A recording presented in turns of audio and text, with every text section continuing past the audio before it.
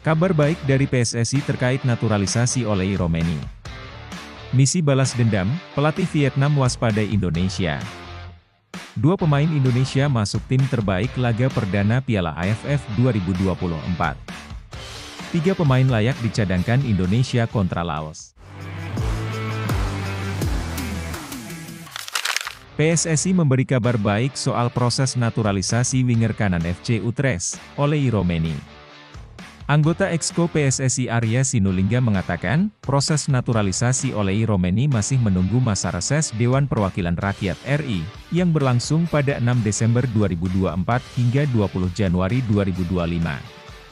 Disinyalir setelah masa reses selesai, proses naturalisasi pesepak bola 24 tahun itu langsung dibahas di DPR. Alhasil, kemungkinan pada Februari 2025, Oleh Romeni bisa mengambil sumpah warga negara Indonesia. Ini kan DPR lagi reses juga, jadi kita tunggu saja. Kan lagi panjang reses ini, kata Arya Sinulinga. Jika bisa mengambil sumpah WNI pada Februari atau selambat-lambatnya awal Maret 2025, ulah Romeni otomatis bisa memperkuat timnas Indonesia di matchday ke-7 dan ke-8 grup C kualifikasi Piala Dunia 2026 zona Asia. PSSI belum menentukan kandang timnas Indonesia apabila lolos ke babak semifinal Piala AFF 2024. Namun, PSSI telah mempersiapkan 3 stadion. Ketiga stadion itu yaitu Stadion Manahan, Stadion Pakansari, dan Stadion Gelora Bung Tomo. Stadion Gelora Bung Karno tidak masuk pertimbangan. Untuk babak penyisihan grup Piala AFF 2024, timnas Indonesia akan bertandang di Stadion Manahan. Skuad Garuda bakal bermain di markas Persis Solo itu untuk melawan Laos pada Kamis 12 Desember dan Filipina, 21-12. Sementara, pelatih Vietnam, Kim Sang-sik tak segan-segan tampil terbaik, saat berhadapan dengan timnas Indonesia yang didominasi pemain muda. Timnas Indonesia memang tidak menurunkan tim terbaik di Piala AFF 2024. Shin Tae-yong lebih pilih memanggil nama-nama pemain U22, walau begitu, juru taktik asal Korea Selatan masih mengandalkan nama berpengalaman seperti Asnawi Mangkualam, Marcelino Ferdinand, Pratama Arhan, hingga Rafael Struijk. Dengan banyaknya pemain muda, skuad Garuda tetap meraih hasil positif di laga pertama melawan Myanmar. Timnas Indonesia menang 1-0 berkat gol tunggal Asnawi. Di sisi lain, Vietnam justru menggilan. Tim asuhan Kim Sang-sik menang dengan skor telak 4-1 atas Laos. Usai kemenangan itu, Kim Sang-sik menegaskan bahwa ia tidak akan terlena melihat tim muda asuhan Shin Tae-yong. Timnas Indonesia dan Thailand tidak membawa skuad terkuat di Piala AFF 2024. Namun, kami tetap berusaha semaksimal mungkin untuk mencapai final sesuai target yang ditetapkan, dikutip dari Soha VN. Adapun pertandingan timnas Indonesia melawan Vietnam dijadwalkan pada Minggu, 15 Desember 2024. Skuad Garuda bertindak sebagai tim tamu. Dua pemain timnas Indonesia masuk tim terbaik di laga pertama ASEAN Mitsubishi Electric Cup 2024. Kedua pemain itu adalah Cahya Supriyadi dan Muhammad Ferrari. Tim terbaik di matchday perdana ASEAN Mitsubishi Electric Cup 2024 ini merupakan versi SofaScore. Media statistik itu memberikan nilai cukup baik kepada Cahya dan Ferrari. Dalam daftar kesebelasan pemain terbaik pekan ini yang dirilis SofaScore, penggawa timnas Thailand mendominasi. Terdapat 7 pemain Thailand yang masuk daftar tersebut. Ketujuh pemain itu disertakan setelah Thailand menang telak atas Timor Leste 10-0 di laga pertama Piala AFF 2024. Sementara itu, ada 2 pemain timnas Vietnam yang disertakan dalam daftar kesebelasan terbaik itu.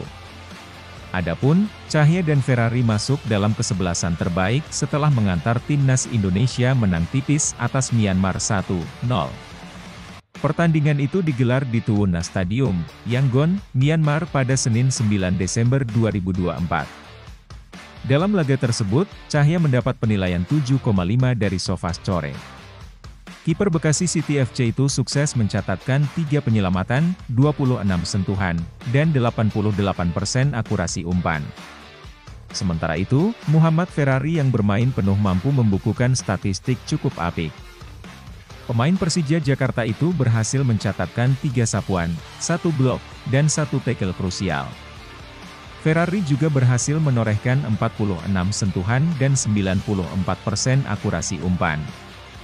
Untuk selanjutnya, Cahya dan Ferrari akan kembali membela timnas Indonesia di laga kedua grup B Piala AFF 2024 atau ASEAN Mitsubishi Electric Cup 2024.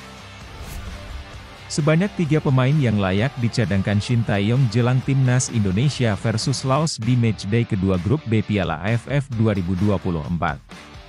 Timnas Indonesia akan menjamu Laos di Stadion Manahan Solo, dalam lanjutan turnamen yang kini bernama resmi ASEAN Mitsubishi Electric Cup 2024 pada Kamis, 12 Desember 2024 pukul 20 waktu Indonesia Barat. Saat menang atas Myanmar 1-0 di matchday pertama grup B, Shin Tae-yong melakukan langkah berani. Ia memasang 6 pemain debutan sekaligus sebagai starter. Sebanyak 6 pemain yang dimaksud adalah Cahya Supriyadi, Kadek Arel, Alfrianto Niko, Doni Tri Pamungkas, Zanadin Faris dan Arhan Kaka. Dari 6 pemain debutan di atas, 3 diantaranya tampil impresif, yakni Cahya Supriyadi, Doni Tri Pamungkas dan Kadek Arel. Ketiga nama ini kemungkinan kembali bermain sebagai starter saat timnas Indonesia menjamu Laos. Di sisi lain, 3 nama lainnya berpotensi dicadangkan Shin Tae-yong karena tampil biasa-biasa saja saat menghadapi Myanmar. Dalam pola 3-4-1-2 racikan Shin Tae-yong, Arhan Kaka yang baru berusia 17 tahun diduetkan dengan Hoki Caraka di lini depan. Namun, berada di lapangan selama 45 menit di babak pertama, penyerang Persis Solo ini bermain kurang impresif. Ia hanya terlihat berlari-lari di lapangan. Malahan, ex-penyerang timnas Indonesia U17 ini terkena pelanggaran keras dari pemain Myanmar. Nets. Sulit bagi Alfrianto Niko menembus starter timnas Indonesia, kecuali Shin Tae-yong melakukan rotasi pemain. Sebab, pesaing Alfrianto Niko di posisi wingback kanan dan kiri adalah 2 pemain timnas Indonesia senior, yakni Asnawi Mangkualam dan Pratama Arhan. Saat menghadapi Myanmar, Alfrianto Niko beroperasi sebagai wingback kiri. Saat itu, pemain milik Dewa United ini tidak semenonjol Pratama Arhan di sisi kanan. Zanadin Faris seringkali terlihat bingung saat mengawal lini tengah. Alhasil, gelandang Persis Solo ini seringkali kehilangan bola. Peran Zanadin Faris kebanting jika dibandingkan sang tandem, Arhan Fikri. Bermain layaknya Steven Gerrard, Arhan Fikri mencatatkan umpan sukses mencapai 91% di laga timnas Indonesia versus Myanmar.